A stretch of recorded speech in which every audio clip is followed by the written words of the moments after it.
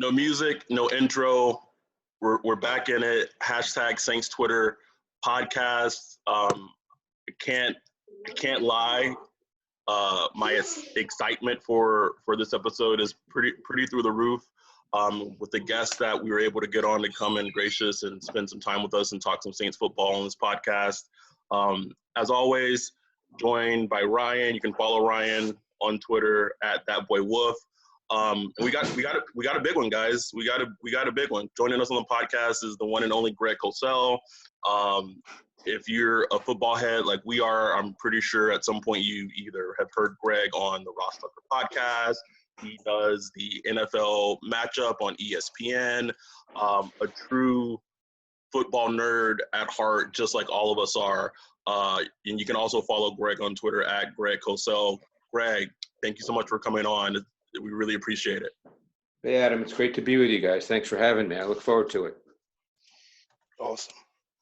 So we're gonna get right into it. Well, before we do that, I just want to kind of check in with you and see how you're doing, how your family's doing with everything going on, making sure everything's good on your end.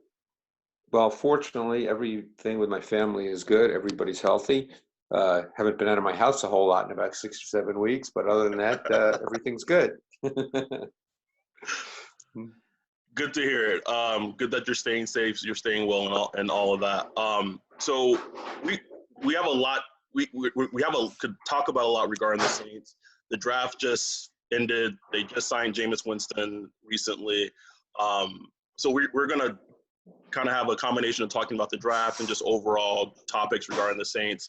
So I'll kind of start off in saying that there was a lot of debate and there's still a debate on if the Saints needed to add a third wide receiver in the draft. And there's like this notion that the Saints were okay with passing on the third wide receiver because there's not enough balls to go around is kind of what the mindset is. I've seen various teams like the Broncos go that 3 receiver route with Sutton, with KJ Hamler, with Judy. You have the Bengals with Boyd, AJ Green, T. Higgins. Do you feel like in terms with the Saints passing on adding a third wide receiver, how could you like envision Sean Payton attacking defenses offensively through the air, offensively with how the team is currently set up? Well, first of all, they do have a third wide receiver. It's not as if they don't have one. And I think what Sean Payton does is he's very personnel-based. He's very formation-based. So you're going to see a lot of 12 personnel. Jared Cook is still there. He's still, as we saw last year, adds a vertical dimension. He can run the vertical seam, and that's a throw that Drew Brees has always made exceedingly well. They obviously drafted Adam Troutman in the 3rd round. A 3rd round pick is a meaningful pick, and Troutman is a big athletic kid. He was a quarterback in high school, so I know he played a lower level of college football, but he's a big athletic kid.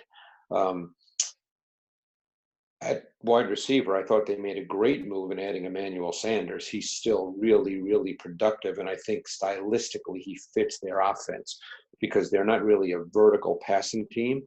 They're much more of a timing-based team with Drew, and Sanders is really good running a lot of those quick in-breaking type routes, very good run after catch. And Traquan Smith is still there. He was a 3rd round pick 2 years ago. They'll get a 3rd wide receiver out of the group that they have, and they will line up in 11 personnel at times. And then you still have the Taysom Hill factor. And again, Taysom Hill, they just signed him.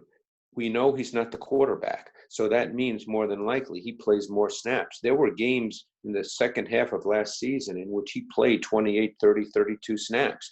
So you have to factor him into this equation, and I'm sure that's the reason they were not motivated highly to draft a wide receiver. I'm sure if there was one sitting there that they absolutely loved, they would have done that. That's what teams do. But if there wasn't one there when they drafted, and they did not have a lot of draft picks, obviously, they chose not to draft a wide receiver.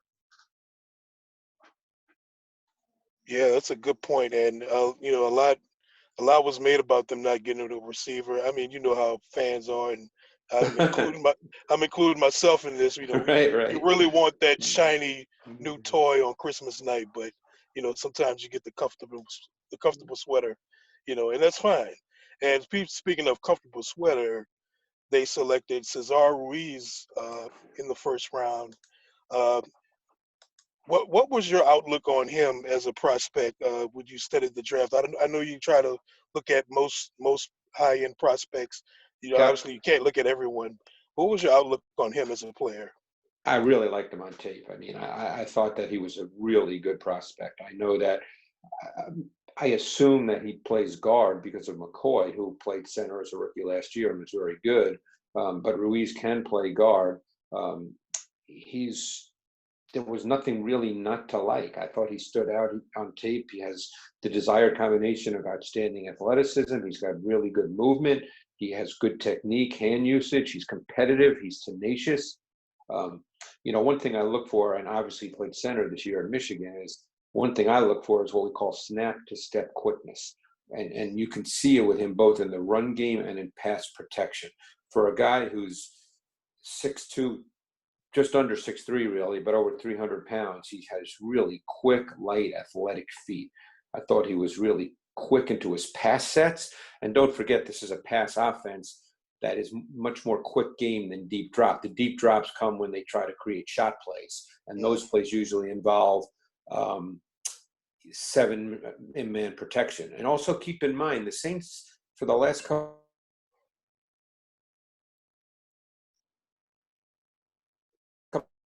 do that. I think that's part of what Sean Payton does. I bet, and I don't have the numbers right in front of me now. I'm sitting in my house. I'm not in my office at NFL Films where I've got a zillion sheets. But I think they were top 3 in terms of percentage of snaps with 6 offensive linemen. And so they do that as well. So Ruiz is, he's one of those picks that does not get people excited because he's not sexy, as you guys know. Yeah. But it's just one of those really good picks. It's like McCoy. McCoy was not a first-round pick last year. I guess was he a second-round pick? Yes, I think they so. Traded him. Yes. Yeah. But I mean, so now you fortified an offensive line in the interior in each of the last 2 years with 2 guys who more than likely are going to be 10-year pros and probably are going to be all pros. And it's really tough to argue with that. Yeah, you could make an argument kind of across the board with Armstead, maybe depending on how someone feels about Pete, McCoy, Ruiz, and Ryan Ramczyk, that the Saints, in theory, has a top 3 offensive line in the entire league. They do. And they obviously still have Kamara. They still have Latavius Murray. Kamara is a fascinating player because he's not a feature back in the sense that you're going to give him the ball 280 times, but we know what he is. We don't need to discuss him. And Murray is one of those guys that, again, he's not an every week guy, but there are certain weeks in which he might get the ball 18 or 19 times, depending on the flow of the game, and he can do that in a given week. So really, when you look at their entire offensive roster, it's pretty darn good. So I think the receiver thing, and I know that Ryan said that it's a fan thing, but I don't think they looked at wide receiver, that is, as a position that they had to draft, or else they just can't do what they want to do. I think they feel pretty comfortable with what they had. And as I said a moment ago, you can't disregard the signing of Taysom Hill. He will play a lot more receiver this year. Kind of switching over to the other side of the ball, they were able to trade up in the 3rd round and draft Zach Bond, a player that the Saints absolutely loved. I started watching some of Bond when they were kind of like seeing mock drafts and seeing him potentially slide it to the Saints at 24. And when I watched him as a player, I saw a good player, but I didn't see. I feel like prospect-wise, like I was missing something when I was watching him. And now there's potentially talks of him transitioning to either weak side linebacker or middle linebacker in the defense. What are your thoughts of him as a player potentially being able to make that transition, or even as an edge pressure player of what he brings to the defense? Well, let's keep a couple of things in mind. The Saints last year played out of a sub defense, meaning they had 5 or 6 defensive backs on the field on almost 80% of their snaps. Keep that in mind. Now, that number could change, but it won't change dramatically. Obviously, it'll depend on the schedule, which I guess comes out tonight. And let's assume we play all 16 games, so it'll depend on the schedule. But, if it was close to 80%, so even if they lower it a little, so what, it'll be 75%. That's the bottom line. They're going to play sub a ton. I think Zach Bond is a great sub player. Number one, he's a really good pass rusher. One of the best pass rushers in this draft class. The issue with Bond, and the reason he probably fell to the third round, is he's one of those guys that probably a lot of teams were uncertain as to what he is, because he's only 238 pounds at the combine. So even though teams play predominantly out of sub, you do have to think to yourself, where is he playing in my base? Because that's how teams start when they practice. They put players in their base. And at 238 pounds, you may not see him as an outside linebacker in a 3-4. He's certainly not a 4-3 defensive end. So where do you play him in his base? And in fact, in my transition, I'm sure you guys have seen when I tweet out my evaluations of players, I have a transition section. And I said about Bond, will some see a move to stack linebacker given his high-level athletic traits and play speed and range? He's a really good player with strong athletic traits and high-level recognition and reaction instincts. He will find a place based on the defensive coordinator and the scheme, likely with a base 3-4 team that features multiple fronts. Now, the Saints are not necessarily that team, although they play a lot of multiple fronts. A lot of teams do now. But he's a sub player. You can move him around and he'll rush the quarterback. And when you add him to the player I think was the best 3-down linebacker in the league last year, in Demario Davis, and I said that during the season after about 10, 11 weeks, and I assume Anzalone comes back from injury, right? He should be back. He's another really good sub player. You know, unfortunately gets hurt a lot, but he's a really athletic sub player. They're pretty intriguing in their sub defense. You know, you add in Chancey Gardner-Johnson, who played about 4 or 5 different positions for them. You know, and I spoke to Dennis Allen about that at the Combine and his use of Gardner-Johnson. So I think they're trying to get players who fit today's NFL with the fact that they play sub so much, and that's not likely to change. And speaking of Dennis Allen, you said you talked to him at the Combine. I mean, what's your overall view of Dennis Allen and, you know, his schematic approach to defense, you know, in the NFL? Obviously, everybody has their own flavor. Some people like to kind of stay conservative and just line up and play. Some people like to, you know, be very multiple and blitz. I think Dennis Allen kind of leans more to that philosophy, and that's what Sean Payton pretty much likes in all his defensive coordinators. Right. He likes an attack-style defense. What's your kind of feel on Dennis Allen as a defensive coach? I like Dennis Allen as a defensive coach. I think he does a lot of good things. I think he's pretty multiple. Look, defense, for the most part, you know, if you talk to coaches, it's all about rules. You can't account for every single thing an offense does, because otherwise you overload your players. I remember years ago, and this was probably before your time, guys, because I'm a little older than you guys, but there was a defensive coordinator in the league named Rod Rust. He passed away about 4 or 5 years ago. He actually started his career in the late 60s coaching Joe Green at North Texas State. But he was a defensive coordinator in the NFL for years and years and years, and in college football as well. And one of the things he told me, and I've never forgotten it, and I know Dennis believes in this because we've had this conversation, is you teach your defense certain things, you give them rules, and then you have to let them play. Because you can't say to a defense, well, if they line up in this, you do this. But then if they line up in this, you do this. But then if they line up in this, you do this. And then if they line up in this, you do this. You can't do that because you overload your players. So you have certain rules. And then your players have to react to what they see based on their rules. And I think Dennis is really, really good at that.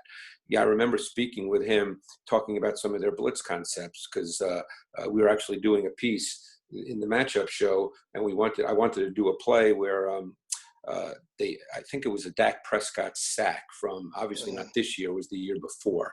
And, you know, I wanted to, the main reason I was talking to about it is because I wanted to be right when we presented the piece, because for me, it's all about credibility and integrity. So I want to be right. And, you know, he got into this discussion about the rules. And, you know, I love those kinds of discussions because then you learn. You know, you learn stuff, and then for me, you're always learning. Once you think you know, that's when you don't know. So you're always trying to learn. And but I think Dennis does a really good job, and I think assuming health of these linebackers, he's going to have some interesting pieces to play around with Anzalone, Davis, Bond. let's assume health for Marcus Davenport, who I think's, kind of evolving into a really good pass rusher. We know about Cameron Jordan, a player I always loved, and I again, another guy that just can't stay healthy, but Sheldon Rankins, I think, is a really, really good player. And they've got a lot of good defensive players. They do, and it's kind of, as a Saints fan, we're not used to having so much talent on the defensive side of the ball. You brought up this player briefly.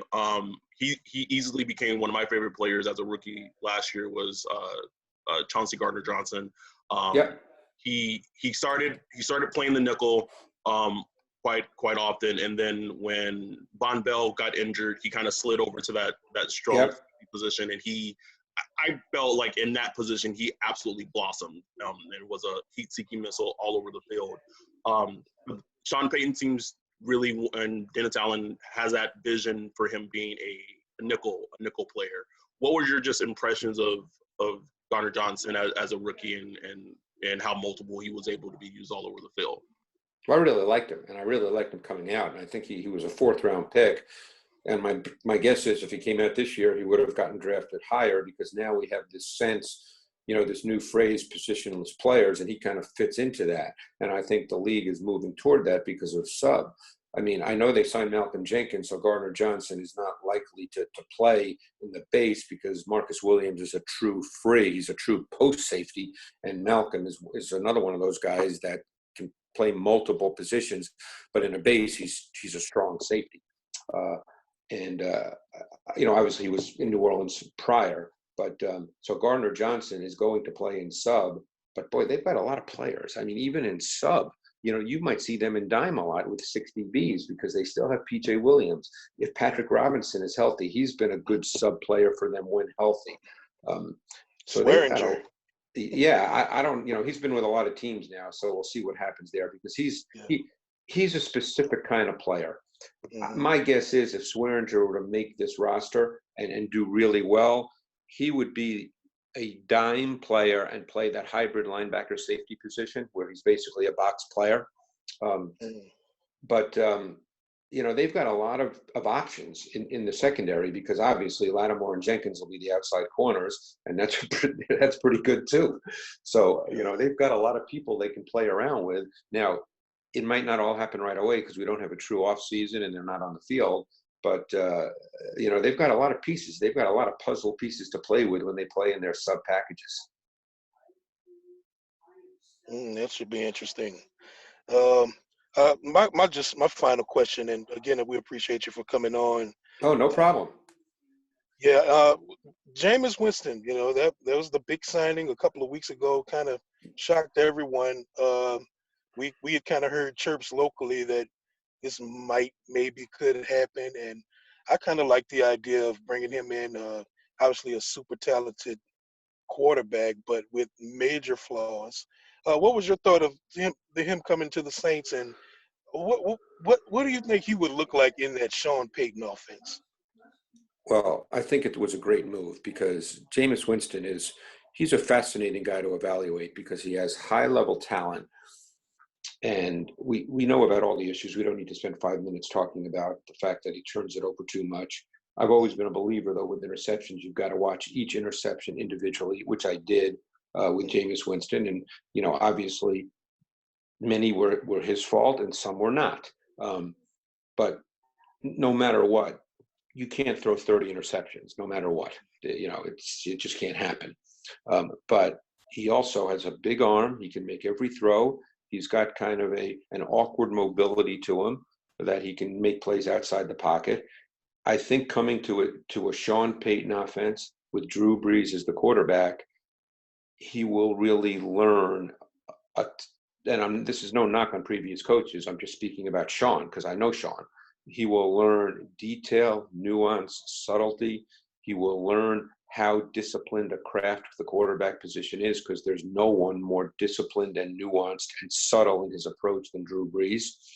And Drew's had to be that guy because he's 6 feet and never had a power arm. So I think this is a good and I'm sure Jameis isn't thrilled, but this is a good year to step back and really learn from two of the best at what they do in Sean Payton and Drew Brees. And who knows what happens after the season with Drew. But, the Saints are set up pretty well with Jameis. Now, did he sign a one-year deal? Yeah. It's just a 1-year deal with Yeah. like a $1.1 million base. So I guess it all depends on Drew. I mean, if Drew decides to retire after this year and they really like what they see from Jameis, because I've spoken with Jameis, and it was maybe after his rookie or second season. And when you speak with him, he's all football. He comes across exceedingly well. He comes across as a really smart guy who's all football. So again, I can't speak to what he is on a day-by-day basis. I'm not, I wasn't in Tampa. I'm not there. But, in brief conversation I had with him, I came away being pretty impressed with just the way he saw the game, thought about the game. I was fortunate because of what I do that I was able to, when I spoke with him, it was actually a Super Bowl event a number of years ago. I was actually able to bring up specific plays just based on what I do. And I could see his face light up, and he started talking about the specific plays, and he knew everything about them. And so, I just think he needs to take like a mulligan for a year and kind of learn from two of the best. And I would expect him to be back as a starting quarterback at some point in this league, whether it's in New Orleans or somewhere else.